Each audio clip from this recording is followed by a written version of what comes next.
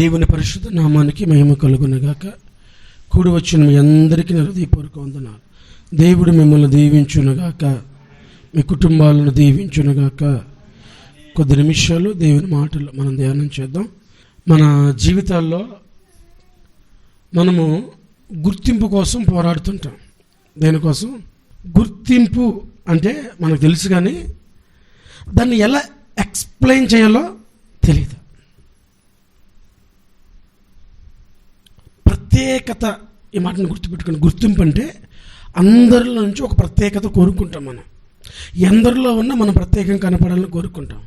మన dressing sense కానీ, మన మాటలు కానీ, మన నడవడికి కానీ, మన ప్రవర్తన కానీ ప్రత్యేకమైన గుర్తింపు కోసం పరితపిస్తాం. మనం చదువులో కానీ, ఉద్యోగాల్లో కానీ, ఆత్మీయతలో కానీ, మన జీవితంలో ఎవరైనా గౌరవంగా, మనం గౌరవప్రదంగా గౌరవించాలని కానీ మనం కోరుకుంటూ ఉంటాం. అదేం తప్పు కాదు, తప్పు కాదు.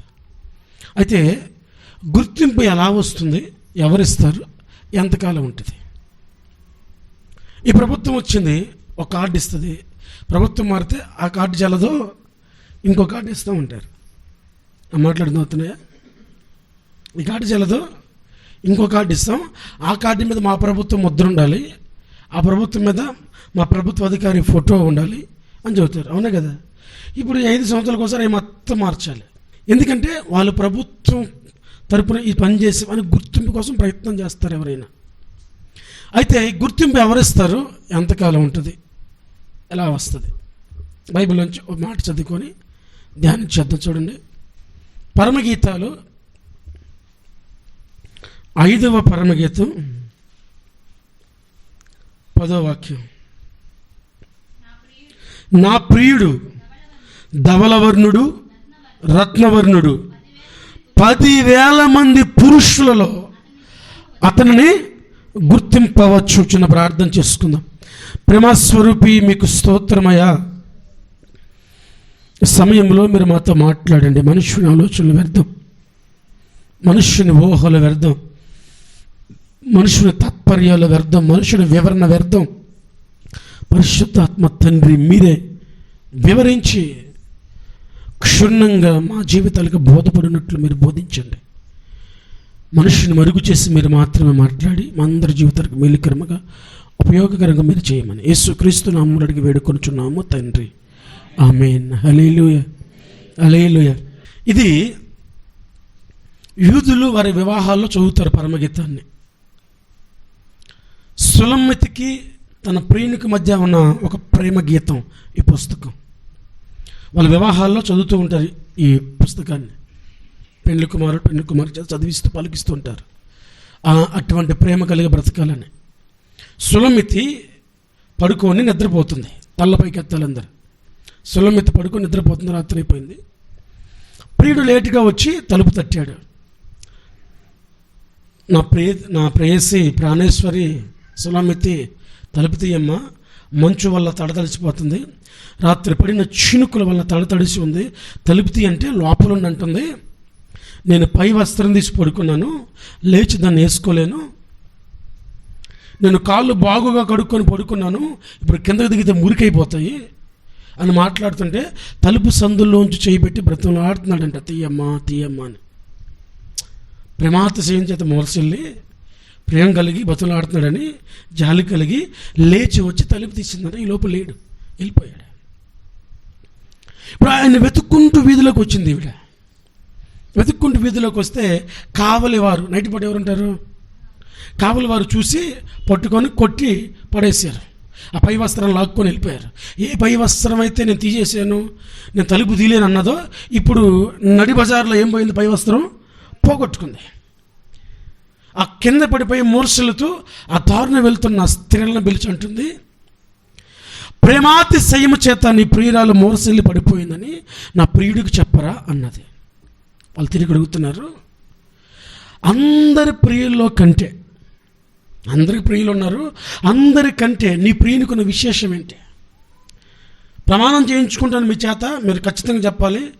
నా ప్రియుడి కంటే మేము నీకు ప్రమాణం చేయనట్లు నీ ప్రియుడిలో ఉన్న విశేషం ఏంటి, ఎలా అతను గుర్తుపట్టాలి మేమంటే, సులమిత్ అంటుంది, నా ప్రియుడు ధవలవర్ణుడు, రత్నవర్ణుడు, 10,000 మంది పురుషుల్లో కూడా ప్రత్యేకమైన వాడు. హల్లెలూయా, హల్లెలూయా.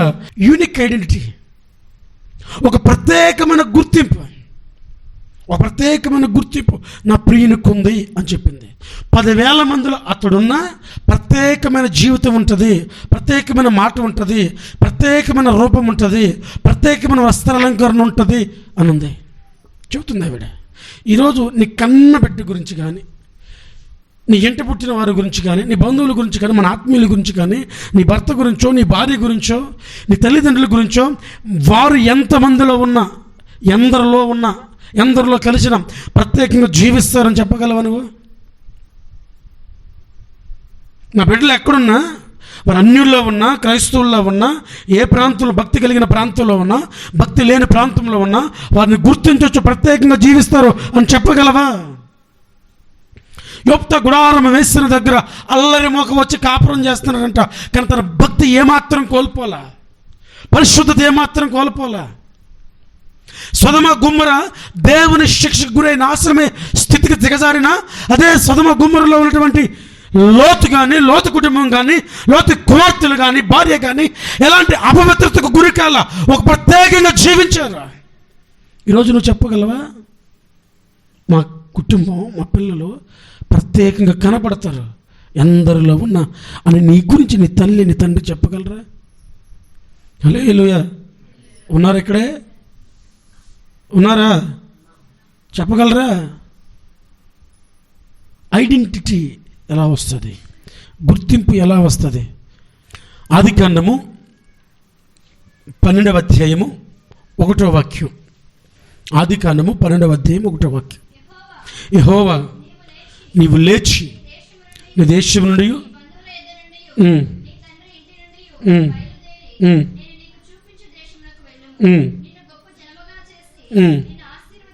అమ్మ 11లో 27, 26 ఆ వాక్యాలు చదవండి. తెరాహు వంశావళి ఇది. తెరాహు అబ్రహామును, నాహోరును, హారానును కనెను. హారాను లోతును కనెను. హారాను తాను పుట్టిన దేశమందలి. జాగ్రత్తగా వినాలి, ప్రతి ఒక్కరి గురించి రాయబడింది ఇక్కడ. వీరందరిలో గుర్తింపు లేనివాడు ఎవడంటే అబ్రహాము. ఆ మధ్య ఎక్కడికి వెళ్తుంటే బండి స్కిడ్ అయింది. నాయన కూర్చున్నవాడికి పెళ్ళి కాలే. ఆడంటాడు, నీకేమరా నాయన, నువ్వు పోయినా ఏడవడానికి ఇంట్లో ఒకరు ఉన్నారంట, నేను పోతే ఇవిడు విడుతాడు అంటున్నాడు. మనం పోయినా సాధారణంగా ఏమంటారంటే, పెళ్ళయిందమ్మా, పిల్లలు ఉన్నారమ్మని బాధపడతారు. ఆడంటున్నాడు, నువ్వు పోతే ఏడవడానికి నీకంటూ కుటుంబం ఉంది, నేను పోతే ఎవడు విడతాడు నాయన, నన్ను చంపేస్తావేంది అంటున్నాడు. అర్థమవుతుందా? అబ్రహాం పోతే ఏడ్చే దేవుడు ఉన్నాడు, భార్య. ఏం పోతే కనుమరుగు. ఇంకా అబ్రహాం సంతతి కనపడతాయి. తన తండ్రికి పుట్టిన అందరికి సంతతి ఉంది, అందరికి ఆస్తులు ఉన్నాయి, అందరికి సంపాదన ఉంది, అందరి కుటుంబాలు కట్టబడుతున్నాయి. కానీ కుటుంబము కట్టబడింది, కుటుంబం గుర్తింపు లేనిది అబ్రహాంకి ఒక్కడికే. అందుకే 12వ అధ్యాయం దేవుడు అబ్రహాంతో మాట్లాడుతున్నాడు, అసలు గుర్తింపు ఇక్కడ రాదు నీకు. నువ్వు ఏ జాతితో, ఏ జనముతో, ఏ ఇంటిలో ఉన్నావో ఆ ఇంటి నీకు గుర్తింపు లేదు, రాదు. వాళ్ళ జీవన శైలి వేరు, వాళ్ళ ఆలోచనలు వేరు, వాళ్ళ ఉద్దేశాలు వేరు. నువ్వు ఇక్కడ ఉండకూడదు, బయటికి రమ్మని పిలిస్తే అబ్రహాము ఉన్న పాటున బయటకు వచ్చేస్తుంటే లోతు తారసపడ్డాడు. లోతు వస్తున్నాడు, లోతుని తీసుకుని బయటకు వచ్చేసాడు. ఎవరు? అబ్రహాం. ఇలా నడుచుకుంటూ వెళ్తున్నప్పుడు అబ్రహాం వారి దేశం నుంచి వేరే దేశానికి మారుకుంటూ వెళ్తున్నప్పుడు 27వ అధ్యాయంలో, అది కానీ 27వ అధ్యాయంలో 32 వాక్యంలో ఒక మాట ఉంటుంది చూడండి. నువ్వెవరు అంటే, నేను జస్ట్ కుమారుణ్ణి. తెరాహు పుట్టిన పిల్లల్లో ఇస్సాకు పుట్టినంత వరకు అబ్రహాంకి ఐడెంటిటీ లేదు. ఒక మాట చెప్పాలి, ఎలియాజరు ఇస్సాకు కోసం పిల్లని వెతకడానికి వెళ్ళినప్పుడు, ఎవరిని వెతకడానికి? రిబ్కాని కోసం వెళ్ళినప్పుడు ఎలియాజరు లాబానింటికి వెళ్ళి ఏం చెప్పాడు తెలుసా? దేవుడు నా యజమానుని బహుగా ఆశీర్వదించెను. హల్లెలూయా, హల్లెలూయా, హల్లెలూయా. అబ్రహాముకి దేవుడు ఒక్కొక్కడిగా గుర్తింపించుకుంటూ తీసుకొచ్చాడు. ఒక ఊరికి వెళ్ళి అబ్రహాం గుడారం వేస్తే ఈ దేశానికి ఉన్న పొడవు వెడల్పు కొలువు ఈ దేశం నీది అన్నాడు. నేను, నా భార్య, నా పనులు, నా సంతతి అంతా ఏంటంటే లేదు ఈ దేశము నీది అన్నాడు. ఎందుకు దేవుడు అబ్రహాంకి ఐడెంటిటీ ఇచ్చాడంటే, సొదొమ రాజుని విడిపించినప్పుడు ఆ రాజుగారు అంటారు, పని వాళ్ళని మనుషులు నాకు ఇచ్చి ఆ వెండిని బంగారాన్ని ఆ ధనాన్ని మొత్తం నువ్వు తీసుకొయ్యా, నాకు మనుషులు చాలంటే నేనే అబ్రహాముని గొప్ప చేశానని నువ్వు చెప్పకుండానట్లు నూలు పోగైనను నాకు వద్దు. ఏమొద్దంట? భాగ్యమ్మక ఏమొద్దంట? నూలు పోకూడదంట.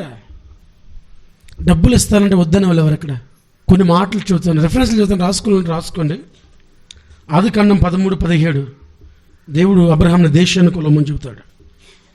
14:22 ఆ రాజుతో అంటాడు, నేను నీళ్ళు పోగొని దగ్గర నుంచి తీసుకున్నాను.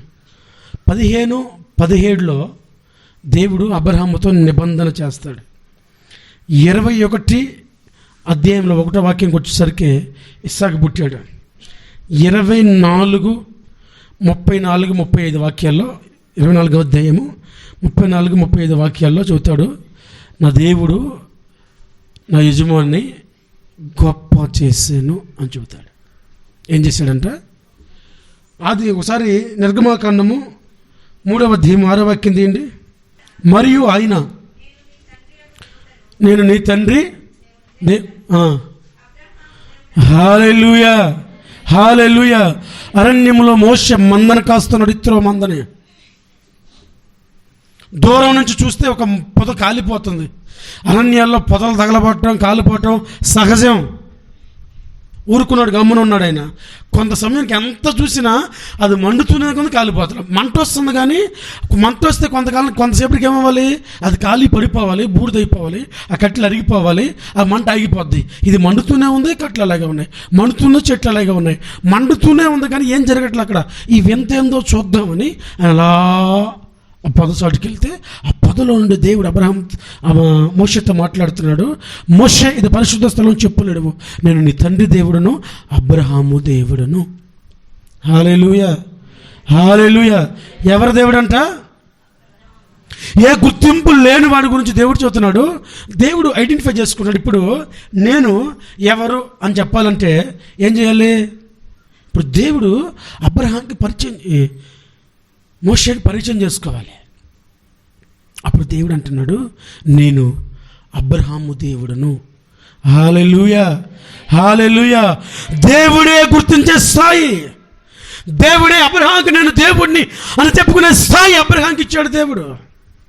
గుర్తింపు లేని జీవితం, గుర్తింపు లేని ప్రయాణం, గుర్తింపు లేని బ్రతుకు, సంతతి లేదు, పట్టించుకునేవాడు లేడు, తెస్తా ఏడ్చేవాడు లేడు. ఇప్పుడు దేవుడే అంటున్నాడు, నేను అబ్రహాంకు దేవుడిని అని చెప్పుకునే స్థాయికి అబ్రహాం జీవితం ఎదిగిపోయింది. ఈరోజు మనల్ని చూసి దేవుడు ఏం చెబుతాడు? నీలో గుర్తించదగింది ఏముంది? నా ప్రియుడు ధవలవర్ణుడు, రత్నవర్ణుడు 10,000 మందిలో అతను గుర్తించవద్దని సులమతి చెప్పింది. నిన్ను గుర్తించడానికి నీలో ఏముంది? మనల్ని గుర్తించడానికి, ఐడెంటిఫై చేయడానికి మనలో ఉందేంటి? ఏం చూసి గుర్తిస్తారు మనల్ని?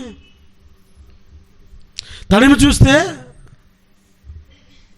యేషావు అంట, స్వరం వింటే యాకోబు. వెళ్ళేది ప్రార్థనకి, ఫోన్ చేస్తే వచ్చేది సినిమా పాటలు, వెళ్ళేది ప్రార్థనకి వచ్చేది సినిమా పాటలు. ఆడ కాళ్ళతో ఉన్నదే, డైలీతో ఉన్నదే. ఏం చెప్పాలి? ఇప్పుడు ఇది ఎవరని గుర్తుపట్టాలి? ఇంకో బ్యాచ్ ఉంది, విచిత్రమైన బ్యాచ్. ప్రార్థనకి రారు, ప్రార్థన చేయరు. వాళ్ళకి ఫోన్ చేసామంటే దయగల హృదయుడవు అని పాట వస్తుంది. ఎవరిని ఏ కోవలు వేసుకోవాలి, ఏ తోవలు వేసుకోవాలి? ప్రార్థనకు వచ్చేవాడికేమో సినిమా పాట అంటే ఇష్టం, ఆ సినిమాలు చుట్టూ తిరిగేవాడికేమో ప్రార్థనల పాటలు అంటే ఇష్టం.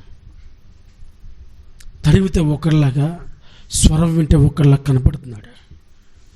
నువ్వెవరివి అంటే నేను యోసేపుని అన్నాడు. కానీ ఎవరు? యాకోబు. క్రైస్తవునని చెప్పుకుంటున్నావే, నీ స్వరము నిన్ను తడివితే ఒకేలాగుందా? మ్యాచ్ అవుతుందా? క్రైస్తవుడు అనే గుర్తింపు నిన్ను చూస్తే కనపడుద్దా? క్రైస్తవ కుటుంబం, క్రైస్తవురాలు క్రైస్తవ జీవితం జీవిస్తున్నారు అని నిన్ను చూస్తే ఎవరికైనా అనిపిస్తుందా? పోనీ నీకు అనిపిస్తుందా? ఇందాక ఒక అద్భుతమైన మాటిన నేను కర్లపల్లి మెసేజ్లో, షాలోమ్ అని వాడిన దగ్గర అంటే ఇజ్రాయేల్తో మాట్లాడుతూ దేవుడు షాలోమ్ అంటే నలుదిశలో సమాధానం అంటే 4 విధాల సమాధానం ఉంటేనే ఆ మాట రాస్తాడంటే. కొత్త విషయాలు నేర్చుకోవచ్చు మనం కొత్తలు ప్రసంగిస్తున్నప్పుడు. 1 దేవునికి మనిషికి మధ్య సమాధానం అంట. 2 వ్యక్తిగత సమాధానం అంటే నా మనసు నాకు సమాధానం ఇవ్వాలంటే నా మనస్సు నా మీద నేరారోపణ చేయకూడదు, నువ్వు పరిశుద్ధుడు విరని నా మనసు నాకు చెప్పాలి. 3 మనుషుల నుండి సమాధానం అంట. 4 ప్రకృతి వైపరీత్యాలు ఏది హాని కలగకుండా సమాధానం అంట. అలాంటి సమాధానం ఇస్తాను అని ఇజ్రాయేల్తో మాట్లాడుతున్నప్పుడు షాలోమ్ అనే మాట వాడాడంట దేవుడు అక్కడ. ఇందులో నాకు బాగా నచ్చింది ఏంటంటే వ్యక్తిగత సమాధానం. మన మనస్సాక్షి తెలుసు, మనం ఏంటో తెలీదు. దేవుడు చెప్పిన అవసరంలా, మనుషులు చెప్పిన అవసరంలా, ప్రకృతిలో ఏది చూసి నేర్చుకునే అవసరంలా చెప్తుంది. నీ అంతరంగం నీకు చెబుతుందా క్రైస్తవుడని గుర్తింపు నీలో ఉంది అని? అప్పుడప్పుడు ఈ ఐడెంటిటీ కార్డులో ఫోటోలు తీసి ఎవరికైనా పెట్టేటప్పుడు అవతలోడు అంటాడు, ఆధార్ కార్డు వచ్చింది కానీ ఏం కనపట్ల అంటాడు, క్లారిటీగా పెట్టు అంటాడు కదా. క్రైస్తవులమే ఐడెంటిటీ కనపడుతుంది, డీటెయిల్స్ మిస్ అయిపోయాయి. ఆ డీటెయిల్స్ ఉంటేనే కదా నువ్వెవరు, ఏంది, ఎప్పుడు పుట్టావు, ఎంత వయసు ఉంది, ఎక్కడ ఉంటానో తెలిసేది. ఐడెంటిటీ కనపడుతుంది కానీ డీటెయిల్స్ మిస్ అయిపోతున్నాయి. క్రైస్తవులవే డీటెయిల్స్ మిస్ అయిపోయాయి. గుర్తింపులేని అబ్రహాము గురించి దేవుడు చెబుతున్న సాక్ష్యం ఏంటంటే నేను అబ్రహాము దేవుడును అని మోషేకు చెబుతున్నాడు. అంటే అప్పటికి మోషే కూడా ఎవరి గురించి తెలిసి ఉండాలి? అబ్రహాం గురించి తెలిసి ఉండాలి. అబ్రహాం గొప్ప తెలిసి ఉండాలి. అబ్రహాంకున్న ఆశీర్వాదాలు, అబ్రహాంకున్న ప్యాషన్, అబ్రహాము దేవుని కొరకు చేసిన పని, అబ్రహాము దేవుని కొరకు తన కుమారుని ఇవ్వాలనుకోవటం, అబ్రహాము ఏ స్థితిలో ఉండి ఏ స్థితికి ఎదిగాడో, అబ్రహాము ఎంత గొప్పవాడయ్యాడో, అబ్రహామును దేశం ఎంత గౌరవించిందో ఇవన్నీ మోషకు తెలుసు కనుక మోషతో దేవుడు అంటున్నాడు నేను అబ్రహాము దేవుడును. నీకుందా ఐడెంటిటీ? బైబిల్ ఒక మాట చూడండి, ఆదికాండంలోనే 37వ అధ్యాయం 3వ వాక్యం. ఆదికాండం 37:3. మరియు యోసేపు ఇజ్రాయేలు వృద్ధాప్యమందు పుట్టిన కొడుకు.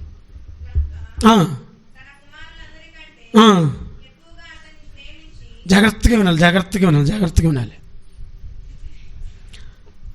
ఇంట్లో పుట్టిన అందరికంటే తల్లికంట ఆఖరికి పుట్టినోడి మీద ఉంటుందంట. ఎందుకు? చిన్నవాడు. ఇంకా ఎందుకంటే వీడి తర్వాత ఇంకెవరు లేరు, రారు. అవునా కదా? ఆఖరి వాళ్ళ మీద ఎందుకు ప్రేమ ఉంటుందంటే అందరూ కొంచెం ఇప్పుడు అన్నంలో పడ్డాక దూరం అయిపోతుంటారు, కానీ ఆఖరుడు మాత్రం కరుచుకొనే ఉంటాడు. ఆఖరుడు మాత్రం కరుచుకొనే ఉంటాడు. అందరూ వదిలిపోయి మాత్రం వదలడు, మనల్ని వదలగొట్టు కానీ వెళ్ళరు. హల్లెలూయా. ఇస్సాకు ఈ యాకోబుకి వృద్ధాప్యమందు పుట్టిన యాకోబు కుమారుడు భలే ప్రీతి అంట. వాళ్ళందరూ గొర్రెలు కాడికి అటు ఇటు వెళ్ళిపోతారు. ఈయన ప్రేమను చూపించుకోవడానికి విచిత్రమైన గొడ్లు కుట్టి చేసేవాడంట. విచిత్రమైన గొడ్లు అంటే ఇప్పుడు మీరు వేసుకున్న గుడ్లు కాదు, రంగురంగుల బట్టలు. విచిత్రమైన బట్టలు అంటే రంగురంగుల బట్టలు, అంతేగాని ఇప్పుడు మనం వేసుకున్న స్లీవ్లెస్లు స్కిన్ టైట్లు కాదు.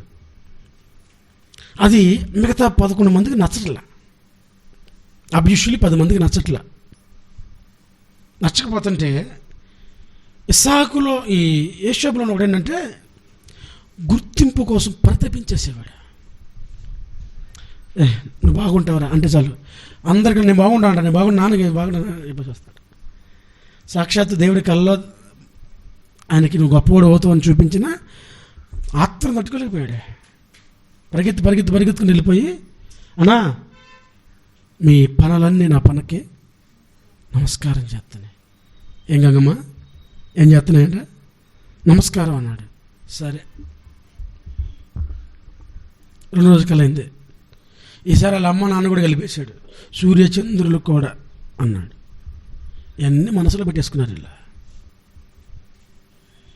ఒక్క తన్నుదంతే గోతులో పడ్డాడు. ఆ నుంచి మెల్లగా బయటికి లాగి పొతిఫర్ ఇంట్లో పడ్డాడు. అక్కడ ఒక తన్నుదంతే చెరసాల్లో పడ్డాడు. ఆ చెరసాల్లో పానదాయకుడు ఒకడు, భక్షకారుడు ఒకడు వచ్చాడు. వాళ్ళకు ఒక కళ అయింది. ఆ కళ చెప్పి ఏనంటాడు, నువ్వు బయటికి వెళ్ళిన తర్వాత నా గురించి రాజుకు చెప్పవా, నన్ను బయటికి తీసుకురావా అన్నాడు. వాడు వెళ్ళాడు, మర్చిపోయాడు. కొంతకాలానికి రాజు కళ అయింది. ఆ కళ భావం ఎవరు చెప్పలా. అప్పుడు గుర్తొచ్చింది, అయ్యా జైల్లో ఒకడు ఉన్నాడయ్యా అంటే అప్పుడు తీసుకొచ్చి కళ చెబితే కళ ఇది, దాని భావం ఇది ఆయన మొత్తం వివరించి యోసేపు చెబితే, నీ ఎంత జ్ఞానవంతుడు నా రాజ్యంలో, మరి నాయన గమ్ముడు నాయన ఈ మాట అన్నందుకే మనల్ని కొట్టి గోతులో పడేశారు అన్నాడా? ఏమన్నాడు? ఇచ్చాడు, అధికారం ఇచ్చాడు.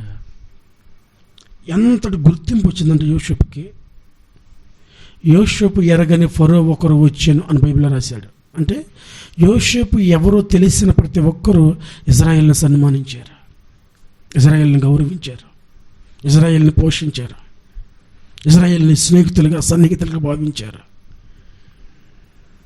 దేవుడు నీకు గుర్తింపిస్తాడు.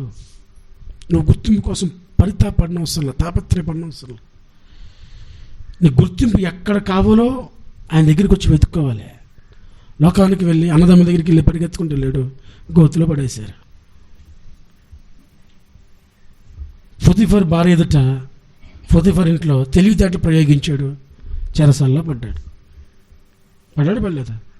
సో అతడు చేసిన ప్రతి ప్రయత్నం విఫలమైపోయింది, సఫలం కాల. దేవుడు ఒక గుర్తింపు ఇవ్వదలసినప్పుడు, ఆ గుర్తింపు ఇచ్చి బయటికి తీసుకొచ్చినప్పుడు రాజు అంటాడు, ఫరోను నేనే. ఫరో, హెరోదు ఇవన్నీ రాజుకిచ్చే బిరుదులు, పేర్లు కాదు. రామ్సెస్ కానీ ఫరో రాజులకిచ్చే బిరుదులయ్యి, పేర్లు మాత్రం కాదయ్యి. రాజు ఇప్పుడు ముఖ్యమంత్రి పేర, ముఖ్యమంత్రి అంటే ఆ అధికారంలో ఉన్న వ్యక్తికి ఇచ్చే స్టేటస్, అది గుర్తింపు. అది ఈ ఫరో అంటాడు, ఫరోను నేనంటే రాజును నేనే, కానీ యోసేపు సెలవు లేకుండా ఒకడు చెయ్యినైనను కాలునైనను ఎత్తకూడదు. ఐగుప్తులో తప్ప ఎక్కడ ధాన్యం లేదు. ఇప్పుడు ధాన్యం ఎక్కడ దొరుకుద్దురా అంటే వీళ్ళు మొత్తం వెతుక్కుంటూ ఎక్కడ రావాలి? ఐగుప్తుకి. ఐగుప్తుకి వచ్చి ఎవరి దగ్గరికి వెళ్ళాలి ధాన్యం కోసం? ఎవరి దగ్గరికి? హల్లెలూయా. ఎవరి దగ్గరికి వెళ్ళాలి ధాన్యం కోసం? యోసేపు దగ్గరికి. యోసేపు తెలిసిన వారు, యోసేపు తెలియని వారు, యోసేపుకు సంబంధించిన వారు, యోసేపుకు సంబంధం లేనివారు, యోసేపు అంటే ఇష్టం లేనివాడు, యోసేపు అంటే ఇష్టం ఉన్నవాడు, ఎవడైనా సాష్టాంగపడి నమస్కరించాలి. అన్నదమ్ములు వచ్చి సాష్టాంగపడి నమస్కరించినప్పుడు యోసేపుకి తన కళ గుర్తొచ్చి ఉండదా? ఆహా, తీరింది నా పగ అన్నాడా? మనంగానైతే దేవుడిచ్చే గుర్తింపు చిరకాలం ఉంటుంది, చిరకాలం. నేటికి ఐగుప్తీల గ్రంథాల్లో యోసేపు లిఖితమై ఉంటాడు. వారి చరిత్రలో ఒక భాగం యోసేపు లేకపోతే ఐగుప్తు మనుగడ లేదు. నిజమంటారు కాదంటారు? యోసేపు లేకపోతే ఐగుప్తి మనుగడ లేదు. అనామకుడు అనుకున్న వ్యక్తి ప్రపంచాన్ని పోషించాలన్నాడు, అంతటి గుర్తింపించాడు దేవుడు. ప్రతి నోట యోసేపు మాటే. దేవుడు నీకు గుర్తింపిస్తే అలా ఉంటుంది. గుర్తింపు కోసం నువ్వు పరిగెత్తకూడదు. ఒక వ్యక్తి గురించి క్లుప్తంగా చూపించి ముగిస్తా. ఆ వ్యక్తి ఎవరో కాదు, దావీదు. 1 సమూయేలు గ్రంథము 16వ అధ్యాయము 11వ వాక్యం. నీ కుమారులందరూ ఇక్కడ ఉన్నారా అని యెష్షయిని అడగగా అతడు హల్లెలూయా హల్లెలూయా. సమయాలు వచ్చాడు, మనకు తెలుసు. యెష్షయి నీ కుమారుల్లో ఒకడు దేవునికి కావాలంటయ్యా, అభిషేకించమన్నాడంటే అలాగా అండి, సరే అండి అని అందరిని పిలిచాడు. కానీ అసలు దేవుడు కావాలనుకునేవాడిని పిలవలే. దేవుడు ఎవరిని కోరుకున్నాడు? ఆ వ్యక్తిని పిలవలే. యెష్షయి వీళ్ళని ఇంకెవరు ఉన్నారంటే కడసరి వాడు ఒకడు ఉన్నాడండి అన్నాడు. యేషూబు గుర్తింపుకి దావీదు గుర్తింపుకి చాలా ఆటంకాలు వచ్చాయి. మొదట తన తండ్రి ఆటంకంగా ఉన్నాడు. ఎవరు? కంచె చేను వేసిందంట. కంచె చేను వేసిందంట. తండ్రి ఆటంకంగా ఉన్నాడు దావీదు గుర్తింపుకి.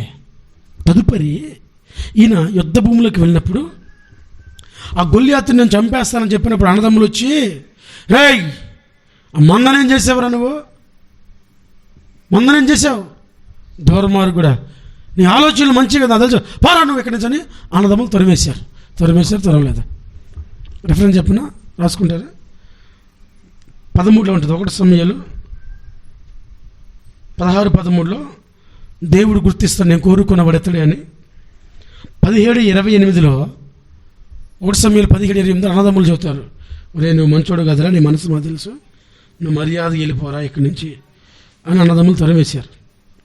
అయితే దేవుడు ఎంత గుర్తింపు ఇచ్చాడంటే ఆ దేశానికి ఎవరైతే రాజో, ఆ దేశాన్ని అయితే ఎవరైతే పరిపాలిస్తున్నారో 18వ అధ్యాయం 7వ వాక్యం ఉంటుంది, ఆ రాజు కంటే ఎక్కువ ఘనత ఇచ్చాడు.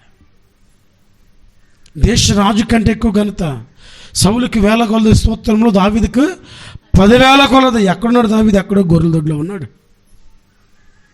ఎలా బయటకు వచ్చాడు? ఎలా గుర్తించబడ్డాడు? There is a process. ఒక క్రమబద్ధకరమైనటువంటి ప్రణాళిక దేవుడు వేశాడు.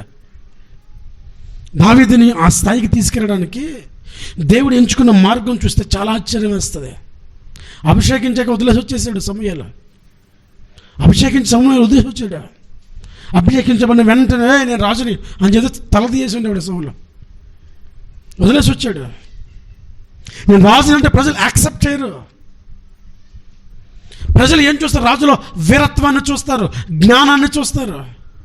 దావీదు యుద్ధ భూమిలో ఉన్నప్పుడు ఒక సైనికుడు అంటాడు, అయ్యా 10,000 మంది సైనికుల కంటే నువ్వు ఎక్కువైన వాడు అంటాడు. దావీదు యుద్ధ శౌర్యాన్ని చూపించాడు. దేశం అంతా వణికిపోతుంటే గొల్లియాతును చూసి ధైర్యంగా దావీదు అడుగులు ముందుకు వేసేలా దేవుడు చేశాడు. ఒక క్రమబద్ధీకరణగా, ఒక ప్రణాళికబద్ధంగా దావీదుని దేవుడు తెర మీదకి తీసుకొచ్చి సౌలు కంటే గొప్ప ఘనతను, సౌలు కంటే గొప్ప గుర్తింపును దయచేశాడు. మన దైనందిన జీవితాల్లో దేవుడు చక్కటి గుర్తింపిస్తాడు. కాకపోతే ఆ ప్రణాళిక ప్రకారం నడవాలి. ఒకేసారి దూకడం కాదు, ఒకేసారి ఎక్కలే. నా మాట్లాడి దూకుతున్నాయా? ఒక ప్రణాళిక వేశాడు ఆయన ప్రణాళిక ప్రకారం వెళ్ళాలి. అన్నదమ్ములు తిట్టారు, తండ్రి అడ్డుపడ్డాడు. తన జీవితానికి కానీ, తన జీవన శైలికి కానీ, తన వాడుకో కానీ అలవాట్లేని శత్రువు కూడా ముందు నిలబడ్డాడు. యుద్ధం ఎలాగ కూడా చేయించా అని ఒక ట్రెండ్ చేసేసాడు దావీదు. యుద్ధం అంటే అందరూ గుర్తొచ్చే శిరస్త్రాలు, కవచాలు, ఈటి, డాలి, బాణాలు పట్టుకుని వెళ్ళడమే, గుర్రాలకి రథాలకి వెళ్ళడమే. ఎవరు తెలియదు. ఫస్ట్ టైం హిస్టరీలో ఫస్ట్ టైం రాళ్ళు తీసుకొని, అది ఎవడే రాళ్ళు? తప్పిపోయిన గొర్రెలు మందలో కలపడానికి ఉపయోగించే చిన్న చిన్న రాళ్ళు, వడిసెలు తీసుకొని వడిసెలతో యుద్ధం చేయించని ఒక ట్రెండ్ చేసేసినాడు దావీదు. వారి మనసులో స్థిరస్థాయికి నిలిచిపోయాలి. దావీదు జీవితం చేశాడు దేవుడు. నేటికి సింహాసనం స్థిరపరిచాడు దేవుడు. అంతటి గుర్తింపు దేవుని వలన కలిగింది. కాబట్టి గుర్తింపు ఆయన ద్వారా పొందుకోవాలని ప్రయత్నించి, గుర్తింపు ఆయన ద్వారా రావాలని ఆశపడు. గుర్తింపు ఆయన వద్దంటి వద్ద దాన్ని ఎవ్వరు తీసివెళ్ళాడు. ఎదుటి నుంచి ఎవరు తీసివెళ్ళాడు? నీ ఇంటి వల్లే కాదు, నీ ఊరి వల్లే కాదు, నీ దేశంగా ప్రపంచంలో ఎవడైనా నీ ఐడెంటిటీని వెనక్కి తీయలేడు ఆయన ఇస్తే. సౌలు ఎన్ని ప్రణాళికలు వేసాడు దావీదుని చంపేద్దామని. తన ఇంటనే దావీదుని కాపాడేవాడిని పుట్టించాడు దేవుడు. ఫరో ఎన్ని ప్రణాళికలు వేసాడా ఇజ్రాయేల్ని చంపేద్దామని. తనంట పుట్టిన స్త్రీయే మోషేని పెంచి పోషించి సకల విద్యను నేర్పించింది. నేను ఎంతమంది అనాచాలను చూసినా వారు ఎవరైనా కానీ దేవుని ప్రణాళికలు నీవు ఉంటే, దేవుని ప్రణాళిక ప్రకారం నడిస్తే ఆయన నీకు ఇచ్చే గుర్తింపు నీ అన్న కంటే, నీ అక్క కంటే, నీ తల్లి కంటే, నీ తండ్రి కంటే, నీ వంశంలో ఉన్న వారందరికంటే గొప్పగా ఉంటుంది, ప్రత్యేకంగా ఉంటుంది. కానీ అది ఎవరివ్వాలి? దేవుడు. మనం తెచ్చుకునేది కాదు, దేవుని ద్వారా మనం పొందుకునేది మాత్రమే. అబ్రహాము దేవుని అని చెప్పుకున్నాడు, దేవుడే. ఈరోజు నేను నీ దేవుణ్ణి అని చెప్పుకునే స్థాయి మనకుందా? ఐడెంటిటీ కోసం పరిగెత్తిన యోసేపు కష్టాలు పడ్డాడు, కానీ దేవుడు ఐడెంటిటీ ఇవ్వాలనుకున్నప్పుడు సింహాసనమే కూర్చొని పెట్టాడు. నేను ఎప్పుడు చెప్పే మాట మరలా చెబుతున్నా. ఐగుప్తు దేశంలో ఫరో యొక్క సైన్యాధిపతికి, మంత్రులకే రథాలు, కుర్చీలు. ఫరో మంత్రికి మధ్యలో ఏ కుర్చీ లేదు, కుర్చీ వచ్చింది. ఫరో మంత్రికి మధ్య ఏ రథం నడవదో ఒక రథం పుట్టింది. ఫరోకి మంత్రికి మధ్య ఎలాంటి పదవులు లేవో ఒక పదవి క్రియేట్ అయ్యింది. నీకోసం దేవుడు ఏదైనా సృష్టించగలడా? నీకోసం దేవుడు ఏదైనా ఉత్పత్తి చేయగలడు? నీకోసం దేవుడు ఏదైనా చేయగలడు నీ ఊహకందని కార్యాల. మరి ఏ దేశంలో అయినా, ఏ ప్రాంతంలో అయినా, ఏ రాజ్యంలో అయినా, ఏ గ్రంథాల్లో అయినా ఇలా రాజుకి మంత్రికి మధ్యలో, రాజుకి సైన్యాధిపతి మధ్యలో సింహాసనాలు స్థిరపడటం కానీ మరొక పోస్ట్ ఉండడం కానీ ఎక్కడ చూసారా? కేవలం యోసేపు కోసమే దేవుడు సిద్ధపరిచాడు. అలా ప్రత్యేకంగా మన కోసం కూడా ఒక ఐడెంటిటీ సిద్ధపరిచాడు ఆయన. అదేంటని ఆయన్ని అడిగి ఆయన దగ్గర నుంచి పొందుకునే వాళ్ళంగా మన జీవితాలు ఉండాలి. ఒక ప్రత్యేకమైన గుర్తింపు ఉండాలి. 10,000 మందిలో పోల్చదగిన వాడంట. ఈరోజు 10 మందిలో నువ్వు ప్రత్యేకమైన వ్యక్తిగా ఉండగలవు. 10 మంది అన్యుల మధ్య ఉన్నప్పుడు ఒక క్రైస్తవుడిగా నీ ప్రవర్తన ఉండగలదా? మాట్లాడుతూనే ఎస్ ఆర్ నో. మన మనస్సాక్షిని అడగండి. 10 మంది మధ్యలో నా ప్రవర్తన ప్రత్యేకంగా ఉంటుంది అన్ని మనస్సాక్షిని చెబుతుందా? గుర్తింపు దేవుని యొద్ద నుంచి రావాలి. దేవుని యొద్ద నుంచి గుర్తింపు రావాలంటే ఫస్ట్ ఆయన నిన్ను గుర్తించాలి, నువ్వు ప్రత్యేకమైన వాడవని. అబ్రహాం కానీ, యోసేపు కానీ, దావీదు కానీ వారి జీవితాలు చూడండి. వారి కుటుంబానికి, వారి పరిస్థితులకి భిన్నంగా ప్రత్యేకంగా ఉంటాయి. పాపాన్ని విడిచి పారిపోయాడు, దిగంబర అయిపోయాడు. అయినా పర్లేదు, పారిపోయాడు. నేను నా దేవుని కన్నుల ఎదుట అంటాడు. అంటే ఎవరు చూస్తున్నాను భయపడ్డాడు? ప్రత్యేకంగా జీవించామనుకున్నాడు కాబట్టి ప్రత్యేకమైన గుర్తింపు వచ్చింది. మనం ప్రత్యేకంగా జీవిస్తూ కనబడితే, ప్రత్యేకమైన జీవితం మనలో ఉంటే, నువ్వెందరిలో ఉన్న క్రైస్తవుడివి అనే గుర్తింపు నీకుంటే, నీకు ఆయన ఇచ్చే గుర్తింపు యోసేపు వలె ఉంటుంది. ఎలా అంటే నువ్వు ఊహించకుండానే నీకోసం ఒక కొత్త పోస్ట్, సలహాదారు అని ప్రతి ముఖ్యమంత్రికి ఒకరు ఉంటారు. ప్రతి ముఖ్యమంత్రికి, ప్రతి ప్రభుత్వానికి ఒకరు ఉంటాడు. అన్అఫిషియల్, నాట్ అఫిషియల్, పార్టీ పరంగా అంతే. అంతేగాని గవర్నమెంట్ ఫైల్ మీద సంతకాలు పెడతానికి హక్కు లేదు వాళ్ళకి, వారు ఎవరైనా కావచ్చు. కానీ యోసేపుకి రాజు సంతకం ఉన్నా లేకపోయినా యోసేపు ముద్ర అక్కడ ఉండాలి. అది మనుష్యులు ఏర్పరచుకునే ప్రత్యేకమైన పోస్ట్కి, దేవుడు ఏర్పాటు చేసే ప్రత్యేకమైన పోస్ట్కి. రాజు నేనే కానీ నీ సెలవు లేకుండా ఏది జరగకూడదన్నాడు. ఈ సలహాదారుడు కూడా ముఖ్యమంత్రి ఏం చెబితే అదే. కాకపోతే ముఖ్యమంత్రి నువ్వు సలహా ఇచ్చుకోవచ్చు, ఎలా చేస్తే బాగుంటుందని. సో నీకోసం దేవుడు ఒక ప్రత్యేకమైన గుర్తింపును తయారు చేస్తున్నాడు. అది నీకు ఇవ్వాలంటే, దాన్ని అనుభవించాలంటే నువ్వు ఒక ప్రత్యేకమైన వ్యక్తిగా ఆయనకి కనపడాలి. అలా మన జీవితం ఉండునుగాక.